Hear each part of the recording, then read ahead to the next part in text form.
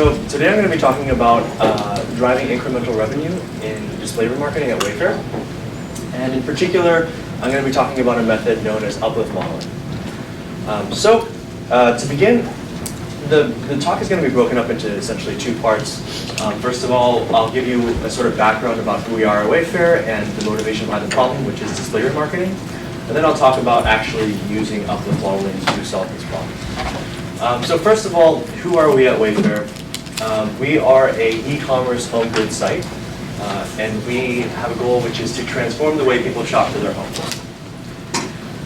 And so we've had pretty essentially exponential growth over the last 20 years or so. A lot of that, in my opinion, is attributed to a very data-driven mindset. Essentially, data science. So day one of orientation, the sort of HR team at Wayfair will drill into you that we are a data-driven culture and we back winning initiatives. And so that is something that they really emphasize and really implement. Wayfair's data science team ends up having a foot in basically every facet of the business. So from logistics to pricing to customer experience, there are implemented algorithms as well as in display remarketing, as I'll talk to you about now. What is display remarketing? So display remarketing is the serving of ads to people who have demonstrated some interest in our product. So in the case of Wayfair, display remarketing is what happens when you visit a website. So you visit wayfair.com and you do something like you add an object or add into a cart, you look at some refrigerators or do something actionable, and then we decide whether or not, once you go onto another site, whether we'll serve you an advertisement or not. So basically, it's just us following you around on the internet, showing you refrigerators. Now, unfortunately, the problem isn't quite so simple as just being, should we bid on you or not? Should we show an ad to you or not? It's a little bit more complicated. There are programmatic auctions held by ad vendors behind the scenes as soon as you visit a site. And we have to decide how much are you worth to us? And so consequently, how much should we bid? So there is a typical data science solution to this.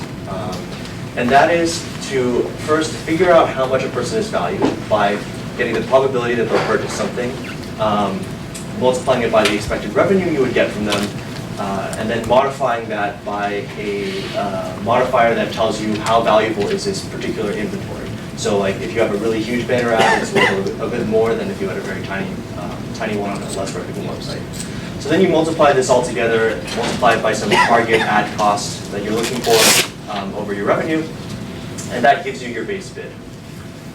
Now this is the traditional method, and this is what we at Wayfair did for a while as well.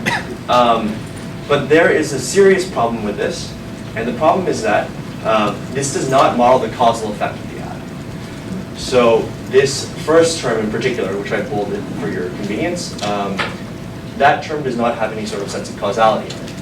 That is, someone may buy something regardless of whether or not you show them an advertisement. So what is the solution to not modeling the causal effect of the ad? It's quite simple. You need to simply model the causal effect of the ad. So what I'm going to do during this talk is talk to you guys about how to do that through a technique known as uplift modeling.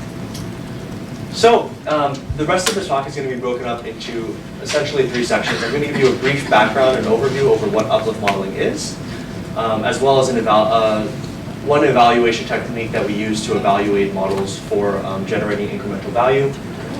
And then once we have that out of the way, we'll talk about, well, I'll sort of go back a little bit, and after I've motivated uplift modeling to you, I'll talk about why you may not need uplift modeling. But essentially, I'll talk about how you can generate uplift even with an outcome model, like a simple response model. And finally, I'll talk about one sort of favorite technique at Wayfair for modeling uplift, which is known as the transformed outcome by Susan A.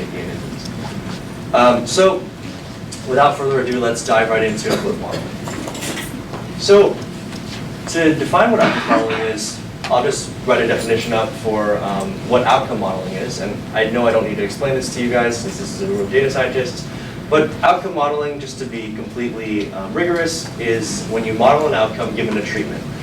Now, in our current nomenclature, this means you're trying to model the probability that someone's going to convert or buy something, given that you've shown them an advertisement. Now, as I briefly mentioned before, the main problem with this is, let's assume that we had the causal truth of what someone would do in the case where you serve them an ad and in the case where you don't serve them an ad, which isn't, it's impossible, but let's pretend that we do. In this case, people will fall into one of 4 categories. So you have persuadables. So these are people that will buy only if you serve them an ad. So these are the people that you really want to target because by serving them an ad, you generate a lot of incremental value. But then there are also sure things and lost causes who won't change their action if you serve them an advertisement. And finally, on the sort of worst case scenario, in the worst case scenario, you have sleeping dogs. For whom they would purchase something until you show them an ad because they're sort of paranoid about you following them around on the internet. So you want to avoid them. So the issue with outcome modeling is that you will only target on the y-axis of this confusion matrix. And so you'll only be able to isolate people who will buy versus separate them from people who won't buy.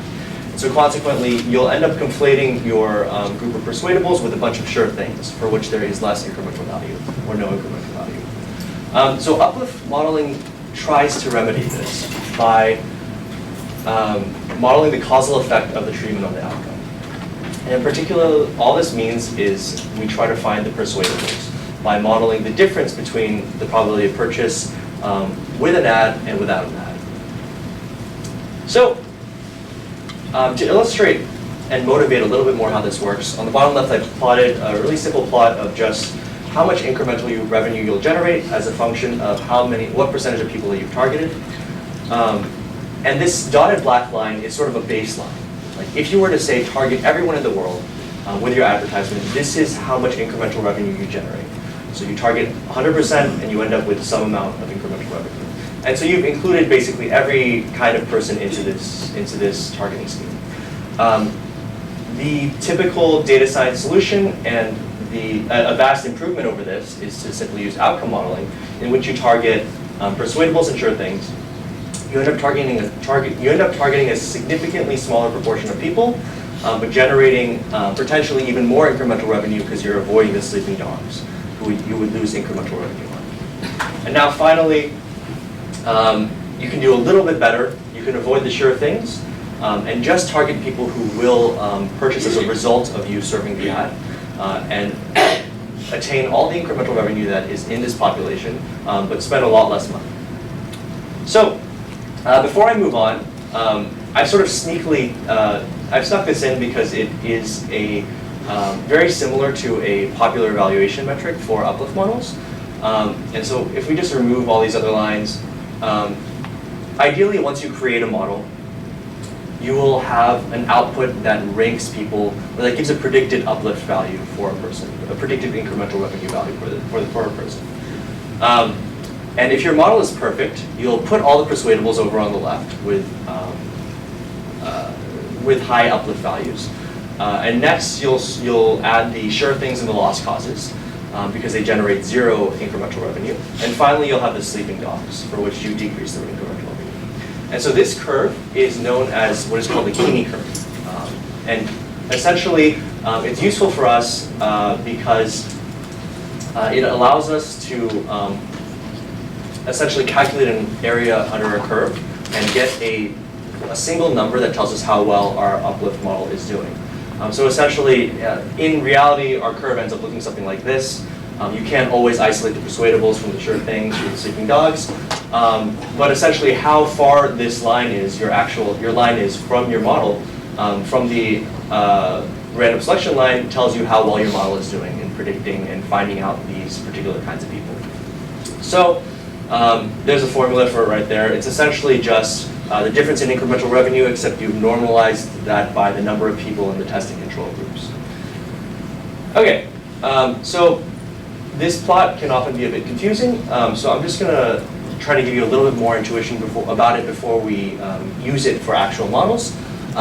And I have a single thing to say about it, which is just that the amount of incremental revenue you can get from a model will depend on your ground truth. And so this is something that usually people don't think about because you don't actually know the ground truth of your customer base. But you can gain some intuition from this plot by making certain assumptions. For example, you might guess that maybe there are no sleeping dogs because maybe nobody's heard of your brand or your company. And in that case, the amount of maximal incremental revenue that you can get is essentially determined by the total incremental revenue of your population, of your sampling population. And so your maximal Gini curve will look something more like this. Or, on the other hand, you might think that there are no persuadables because you don't believe in display remarketing or advertising in general, and your curve will look like this. In which case, you really shouldn't be here. Probably shouldn't be doing display remarketing either. Without further ado, I'm going to now talk to you guys about how to actually implement uplift modeling. So the first step is, in an ideal world, you'll get some randomized data. Because you can't know the causal effect of, you can't know exactly how someone will respond in both the instance in which you show them an ad and not show them an ad. So you can't really optimize for that. So what you do instead is you serve a bunch of people 2 different kinds of ads. So for us at Wayfair, what we do is we have a test set in which we serve randomized selected people a Wayfair advertisement. And for other people, just to make sure that they can see an ad and that we would win the auction, we serve them a public service announcement, like this one. And now, in typical sort of causal inference approaches, what you would do is just look at the difference between your test set and your control. But obviously, this isn't so interesting, and so I can talk about a few more things. So now we'll finally move on to the actual modeling, uplift modeling part of the talk. And I include this sort of text-heavy slide here just to say that there are a lot of methods currently out there. There are packages that have already been made for both Python and R that implement uplift modeling by simply changing your split criteria in trees or things like that. There are also transformative methods in which you sort of cleverly proxy for uplift by transforming your covariates using the test and control variable or transforming your outcome, as I'll explain in a bit. Or finally, you can simply do maybe the most obvious thing and model your 2 conditions separately. So model your test and your control group separately. Or finally, you can simply ignore uplift and just do response modeling and see what you can get. So I'm going to, for the rest of this talk about these 2 methods that are underlying. And first, I'll start with outcome modeling. And we'll evaluate it using the methods that we have talked about so far. So this is a section of the talk that I like to call, right, as I said before, why you may not need uplift modeling. But my point is here that outcome modeling can generate uplift. So I've put the confusion matrix back up on the right because we're going to rework that a little bit. So the point of this section is just to say that outcome modeling can suffice if treatment is required for your outcome. So with this confusion matrix, maybe because I'm a Bayesian, I don't actually like to have ground truths up there. We can really change this into 2 probabilities. The probability that you'll purchase given an ad and the probability that you'll purchase without an ad. And now you might notice almost immediately that these divisions are somewhat arbitrary and perhaps incorrect for this particular phase space. In reality, persuadables are people for whom the probability of purchase with an ad is increased, and sleeping dogs are for those who the probability of purchase is decreased. So you can rework this and plot it something like this, where you maybe set some sort of cutoff in the middle where you decide people are either sure things or they are lost causes, depending on how high the probability of purchase is.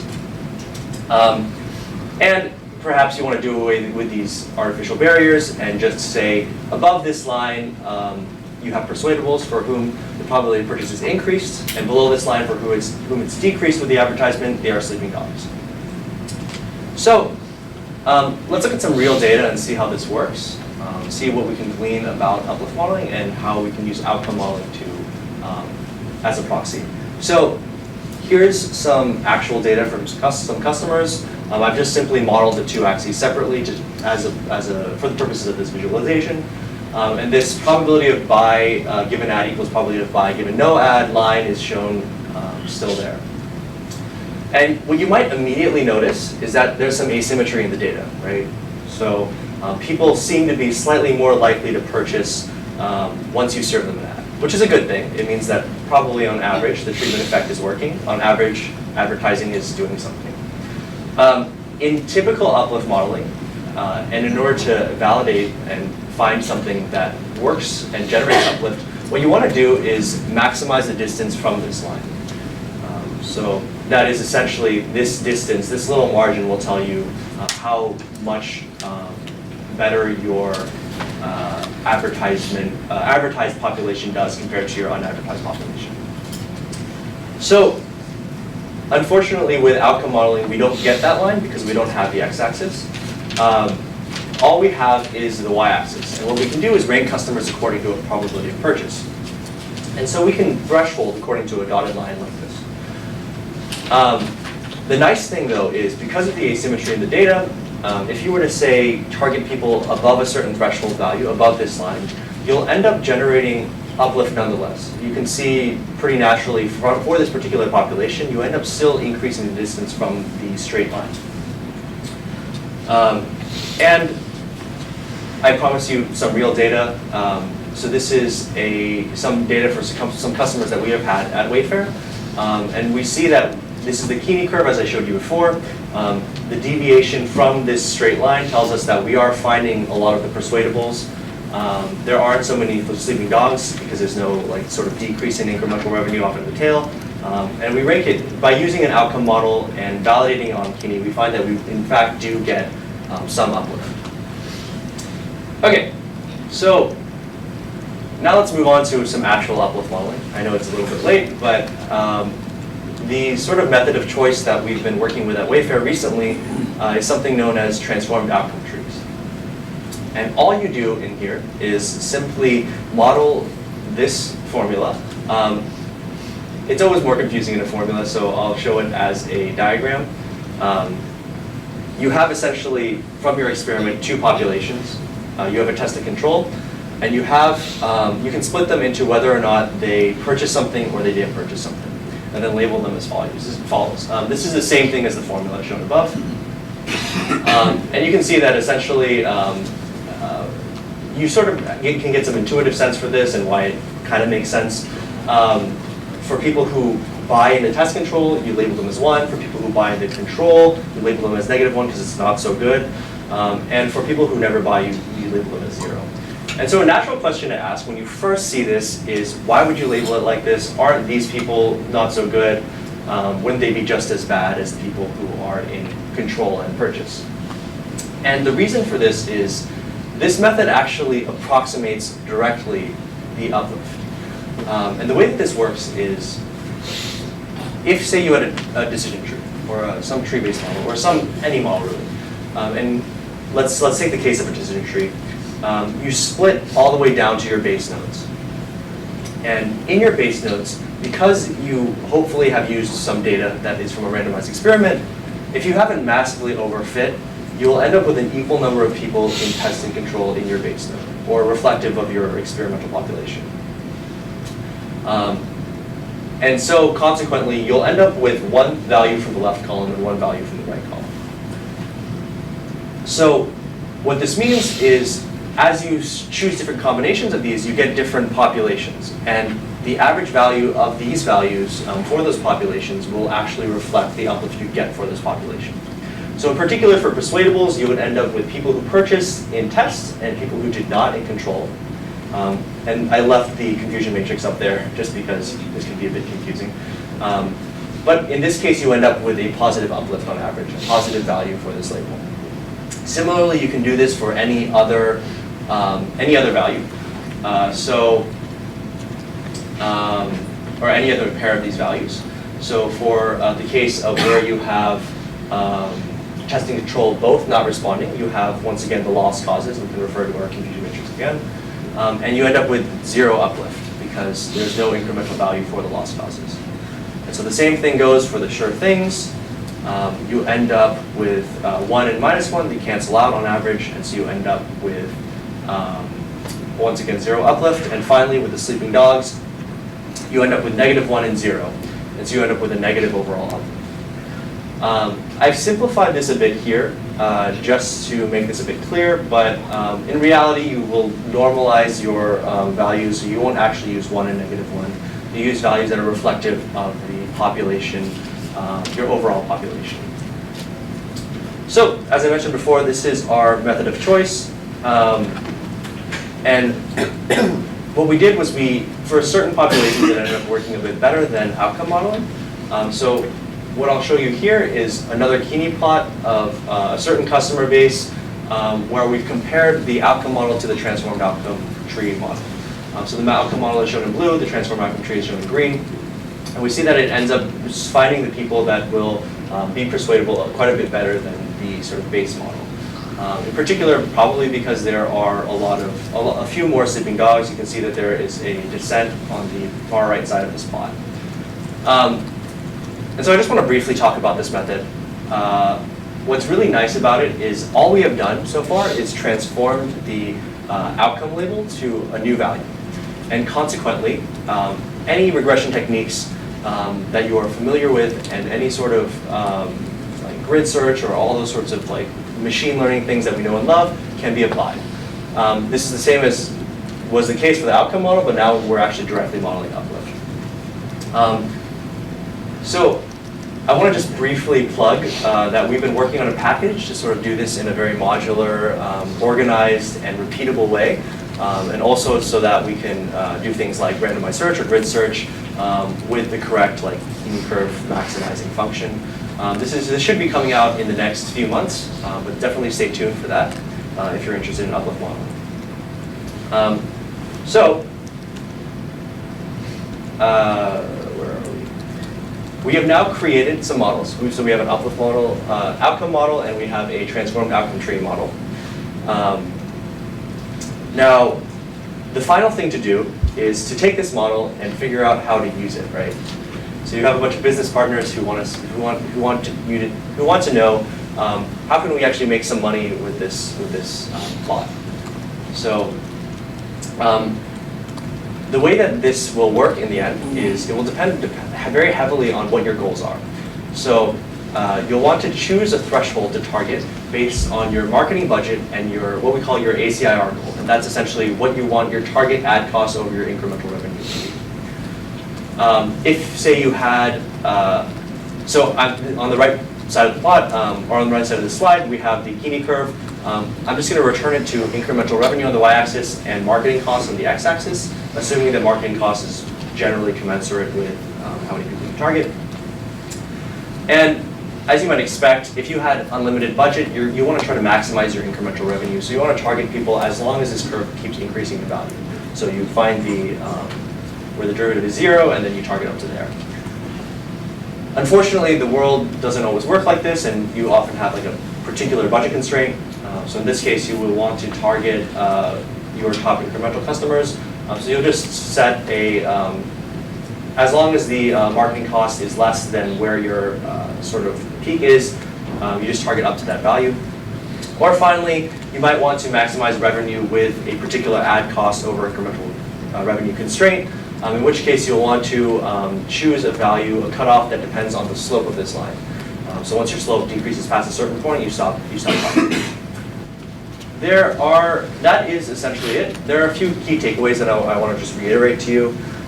First of all, as I mentioned, outcome modeling and response modeling is the easiest thing to do. And as I've shown, it can actually serve as a proxy to generate Uplift. The only issue is that it may waste marketing dollars by targeting the wrong people, particularly if your population is full of a bunch of sleeping dogs or lost causes. Consequently, we can move on to Uplift modeling. Uplift modeling will improve marketing efficiency. In particular, the transformed outcome tree is our method of choice. It provides a very simple modular framework to be able to model Uplift. So the next thing to do is, as I mentioned, to draw your Kini plots, draw your Kini curves, and choose the Kini curve that selects the best Uplift model based on how far you are from the random selection line. And finally, you want to then use your targeting, use your business rule or business intuition, and choose a target threshold based on what your business partners will tell you. So Uplift modeling at Wayfair takes a lot of forms, and I just want to briefly tell you about them to motivate you guys to understand like how diverse the application of this process can be. One big point is we use it for personalization of the website. So you may want to serve an on-site media advertisement to a person if that will increase the chance that they'll convert or take some sort of action that is valuable. So we use it for that. We also use it for direct mail. So it's essentially just the same as display remarketing, except we send them the catalog. And finally, we also use it for B2B scoring. So as you guys just heard in the talk with the Domino guys, lead scoring is a sort of generic thing that a lot of companies do to figure out like who we should contact. They actually used just simple outcome modeling, but you could use uplift modeling if you believe that your population has already been exposed and might be too sort of desensitized to your advertisements. So we use it for that as well. And once again, we have a package that we've been developing. Finally, I just want to talk a little bit about data science at Wayfair. So this number actually should be corrected. I think we have something like 100 data scientists now, maybe a bit more. And to be honest, so I personally only joined Wayfair maybe about 7 months ago. And I was particularly astounded by the fact that this e-commerce furniture company had so many data scientists. And I think that's a real testament to how data really infiltrates everything at Wayfair. So we not only have marketing, as I mentioned to you, and ad retargeting, but we also have data science in essentially every facet of the business. Personalizing the website, there's visual search, so that way you can use your phone, look at something. You guys should definitely try that. It's on the Wayfair app. And then like find an equivalent product on Wayfair. We also have attribution, measurement, and lots of other things. This is just sort of the tip of the iceberg. And finally, I just want to thank a few people. In particular, I wanted to thank my manager, Jen Wang, who gave me a lot of these slides. And a lot of the people who have been contributing to uplift modeling at Wayfair. I also want to just thank the rest of the marketing team who has been working on trying to develop the intuition for this. And finally, the marketing team outside of data science without whom we wouldn't be able to implement any of these things. And yeah, that's basically it. If you want to learn more about Wayfair, I guess I'll just say, Wayfair has been a really great place to work over the last few months. And at this conference, we've talked a lot about slow implementation of algorithms. And just to give you a sense of our business process and how data-driven we are, those two models that I showed you were models that I developed in the first month, first 2 months or so that I was at Wayfair. And I thought that I'd have a bit of pushback because I was saying like the status quo is not working as well as my stuff in backtesting. And astoundingly, I was able to convince them to implement my models in about a week. So it was 1 month of development, 1 week of talking to people to show them that my model was working, and then suddenly I just scrambled to put it into production. So essentially we had models out in essentially a little over a month, which is a bit different from worst case scenarios we've heard over the course of this conference, in which you have things developed over a year or more. Just a quick plug, if you have any questions, we have a blog there are a few posts about uplift modeling and these techniques that we implement at Wayfair.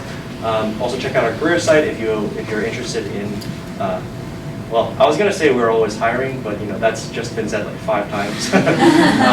But finally, add me on LinkedIn. I'm happy to talk about this, answer any questions you have. And so I think we have quite a bit of time for questions. Yeah. It's a really excellent talk, thank you. Could you say a little bit more about using this stuff for personalizing people's web pages? Would there be like multiple treatment streams? Do you have like multiple uplift models or something like that? Yeah, so that's the biggest increment. Is that the idea? Yeah, so this is a very tricky problem. Yeah. Particularly because you can have an infinite number of treatments. Exactly. So you need to restrict the space over which you search. Right. There are different ways to do that. So we are doing also creative decisioning at Wayfair. I'm trying to figure out what kind of advertisement is best to show you. And usually, one approach that we are trying to currently take is to simply orthogonal the different components of personalization, or orthogonalize the different components of personalization. So for example, like color versus... Exactly. Right, yeah. We're not sure if that'll work yet. That's actually what behavioral scientists say before they make decisions. Exactly. One Right. direction at a time. Yeah. So the personalization side of the actual, like in particular the website, I think the current method that we're using is simply creating a bunch of uplift models and figuring out some way of comparing them in some systematic way, which is typical. Yeah. Can you speak a little bit towards what exploratory data analysis you did in the beginning, specifically around maybe time as a factor, like what time of day you're showing the ad to an individual? Yeah. Oh man.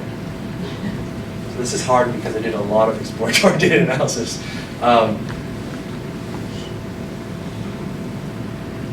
So,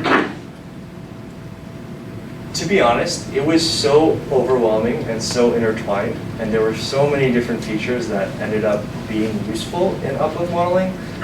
Oddly enough, I mean, I could be massively overfitting here, and I still haven't looked at. I have that one plot with error bars, and I don't have the other plot with error bars because it's hard to make error bars on these things. I don't know how much time of day, I don't honestly just recall how much time of day it impacted it. We can definitely talk later about that if you want to know more, but yeah, essentially a lot of the sort of general technique was just to, like, your typical data science thing. You look at your conversion rates just outright and see which factors can be useful in predicting that. And the converse as well, the counterfactual, see if you can predict that, and then just try to glean some information from that. I know it's not the best, but I mean, you could also just model, create some very simple uplift models and see what comes out. There are a lot of different feature importance things that you can do, but it's this field is relative. It's not new, but it's it hasn't been so deeply explored how you can explore what sort of effects, what things affect uplift in particular. Sorry, that was such a hazy answer. Cool. Awesome. Thank you for your time.